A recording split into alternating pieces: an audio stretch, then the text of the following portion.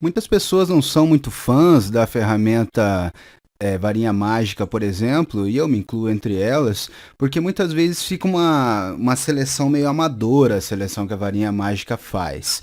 Veja, quando eu abro uma foto, pego a varinha mágica, clico e deleto para remover o fundo, por exemplo, é claro que tem toda aquela questão da tolerância aqui, que a gente já conversou, que vai fazer toda a diferença nessa seleção que será feita, mas ó, deletando, em algumas regiões pode ser que ela tenha comido demais, né, pego demais, em outras regiões pode ser que ela tenha pego de menos, olha aqui, ó, tá?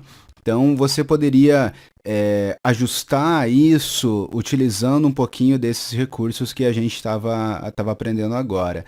Por exemplo, eu vou dar um Ctrl click aqui na miniatura da camada para voltar a ter uma seleção e digamos que eu quero arrumar na imagem algum lugar que pegou de menos, por exemplo, nesse caso aqui. Então eu poderia fazer com que a seleção fosse um pouquinho mais para dentro, como vimos. Então é bastante usado isso para quando a gente remove fundo. Então, como vimos, selecionar, modificar, contração, aí eu escolho quantos pixels eu quero que ele se contraia e ó, a seleção fica mais para dentro, ok? Até para esse cantinho de um fundo não aparecer e tudo mais.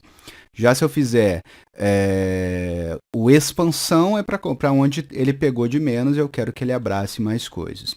Outra coisa que a varinha mágica é ruim, podemos dizer assim, é que muitas vezes quando ela remove fundo, o canto fica muito rígido, fica muito cheio de pixels mesmo, né? Não fica aquele nevoadinho da difusão bonitinho.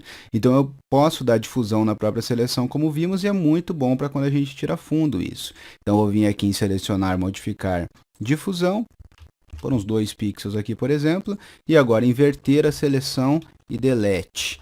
Olha só, ele fica bem mais enevoado aqui nos cantos, bem mais interessante para quando a gente remove fundo. Então isso pode nos ajudar muito, falaremos mais sobre remoção de fundo mais para frente, mas isso pode nos ajudar muito para fazer seleções mais bonitas, mais interessantes, mesmo que somando e subtraindo inicialmente não tenha ficado tão bom, a gente vai lá na contração, expansão ou difusão e faz a seleção ficar perfeita.